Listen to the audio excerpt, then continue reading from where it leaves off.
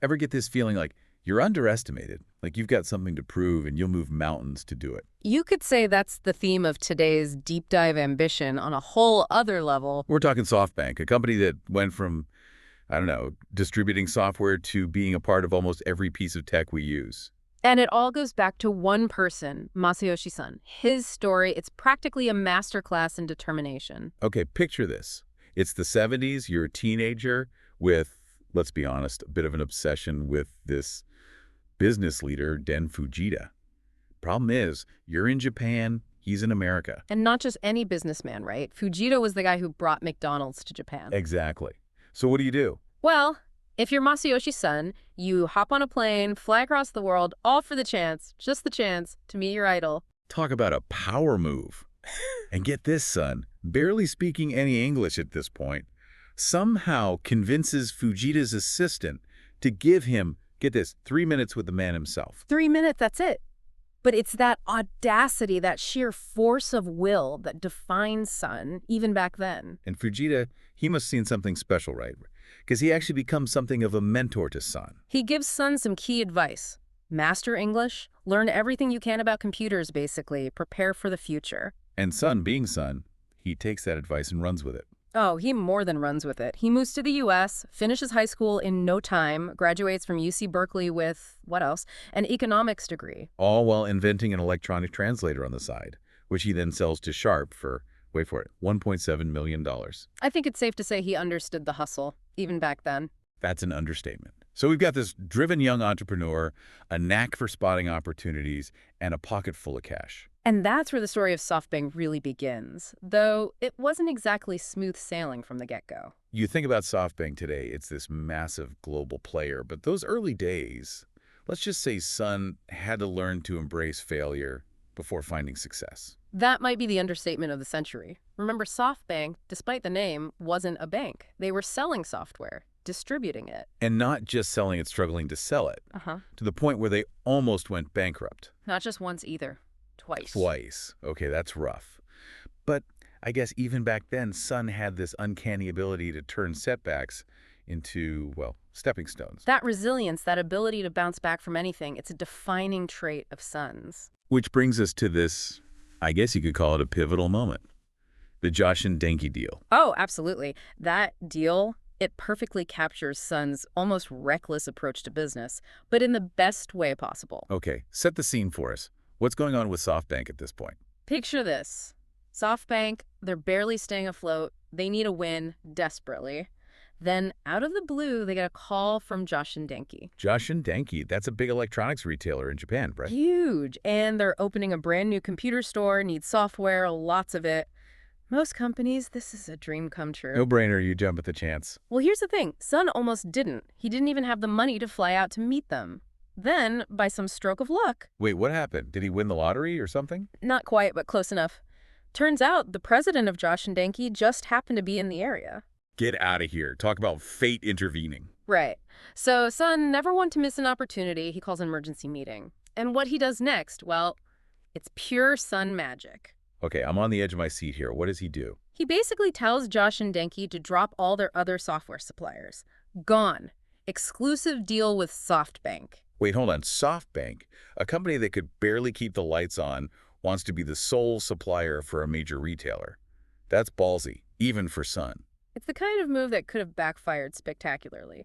But Son, he had this uncanny ability to sell not just products, but a vision. What did he say to convince them, hey, we're about to go under, but trust us? He basically argues that by partnering with SoftBank, Joshin Denki isn't just buying software. They're investing in the future, a future where they dominate the market. And they went for it. That's incredible. It's more than incredible. It was a turning point. That deal wasn't just about selling software. It was about the birth of a strategy. The strategy that would eventually make SoftBank one of the most powerful players in the tech world. So this Joshin Denki deal, it's like the little engine that could, right? Yeah. It sets the stage for SoftBank to become, well, SoftBank. It definitely proves that Son has a knack for these high-stakes gambles. But even with that win, nothing compares to what happens next. the Alibaba investment. Talk about a legendary move. I mean, people still talk about this one in hushed tones. Yeah. It's almost mythical. It's definitely one for the history books, not just for SoftBank, but for the entire world of tech investing. Okay, so paint the picture for us. It's 2000, the dot-com bubble has just gone kaplooey, investors are running for cover. Mhm. But Son's looking ahead. Always ahead. And what he sees is, well, it's not some fancy algorithm or market trend. He sees Jack Ma, Jack Ma, founder of Alibaba, a company that, at the time, was practically brand new. a tiny startup with a big idea. And Son, he bets on that idea, on Jack Ma himself. To the tune of $20 million. Now, I consider myself a bit of a risk taker, but that's a whole other level, especially back then. What was he thinking?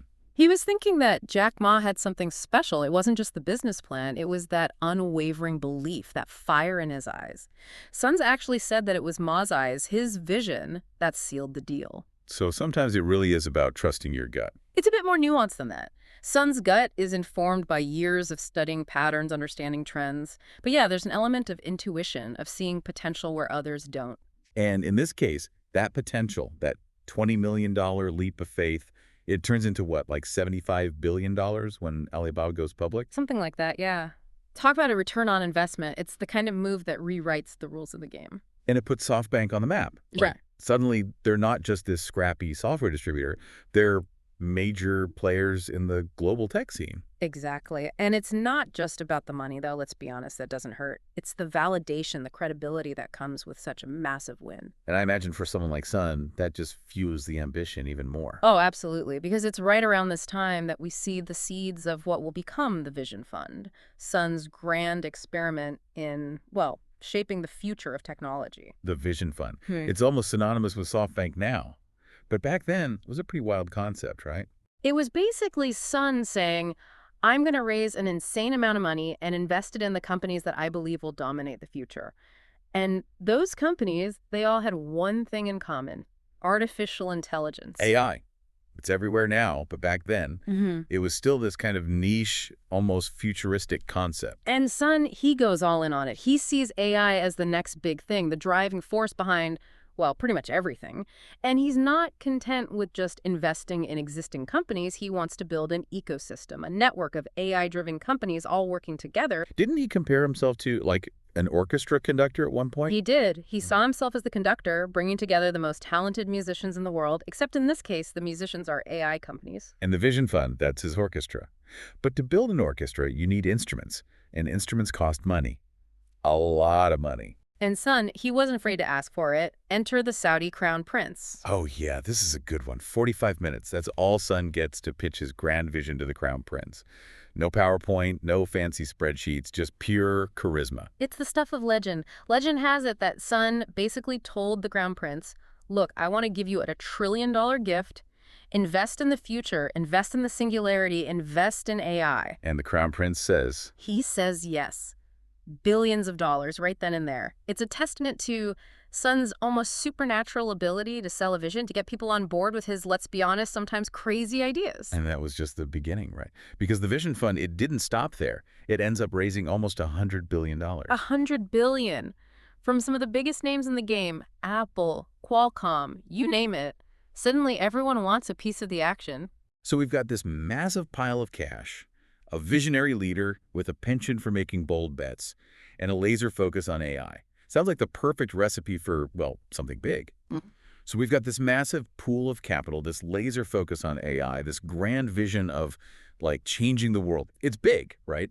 But it also feels a little, I don't know, familiar. Like, we've seen this kind of play before, especially in tech. It's bigger than just another tech conglomerate, trust me. Son, he's drawing inspiration from a very specific model, a distinctly Japanese way of doing business. It's called kiretsu. Okay, now we're getting into the nitty-gritty. Kiretsu. That's a word that gets thrown around a lot. But what does it actually mean, and how does it fit into SoftBank's strategy? Think of it like this. A network of companies, each with their own thing, their own specialty, but they're all connected. They own shares in each other, their boards are interlocked, and they're all committed to helping each other succeed. That, in a nutshell, is kiretsu. So it's more than just a partnership, right? It's like this close-knit family of companies all working towards a common goal. Exactly. It's about building these long-term relationships, fostering mutual support, sharing a unified vision. Sounds powerful. Hmm. But also maybe a little too cozy. I mean, can you force that kind of family dynamic, especially in a global scale? Isn't that what Sun's trying to do here? That's the million-dollar question, isn't it? Can you artificially create a keiretsu, force a family dynamic across borders and cultures? And will it even work? Yeah, that's what Sun's getting on. His idea is that by creating these strong ties between the companies in the Vision Fund's portfolio, he can supercharge innovation. He calls it synergy, a force multiplier for growth. So it's not just about picking winners. It's about building this intricate web of interconnected companies, a global keiretsu that will, dominate the future of AI. You got it. And we've already seen glimpses of this strategy in action. Think back to the whole Uber and Grab situation. Right. SoftBank was a major investor in both companies. And they were instrumental in orchestrating that whole deal. Uber pulling out of Southeast Asia, taking a big stake in Grab instead. It's classic keiretsu strategic maneuvering behind-the-scenes influence. It's a bold play, but it makes you wonder, what happens when the interests of these family members clash? There's the rub. Because we've also seen the downsides of this approach. Yeah, things haven't always gone according to plan. To put it mildly, the WeWork debacle, that's a prime example. SoftBank poured money into WeWork, pushed for crazy growth. And it backfired spectacularly. The whole thing imploded, left a lot of people questioning whether Sun's grand experiment could actually work. So where does that leave us? What's the verdict? Is SoftBank building the future of tech, or are they on the verge of collapse? Honestly, it's still too early to say. Sun's a gambler, always has been. Sometimes it pays off big time, like with Alibaba. Other times, well, you get WeWork. That's a high-stakes game, that's for sure. No doubt about it. But one thing's certain, SoftBank, they're shaking things up. Whether they're beating a global keiretsu or, well, something completely different, it's a story worth watching. Absolutely. SoftBank, they're a force to be reckoned with. But whether that force is ultimately a force for good or, well, something else entirely, only time will tell.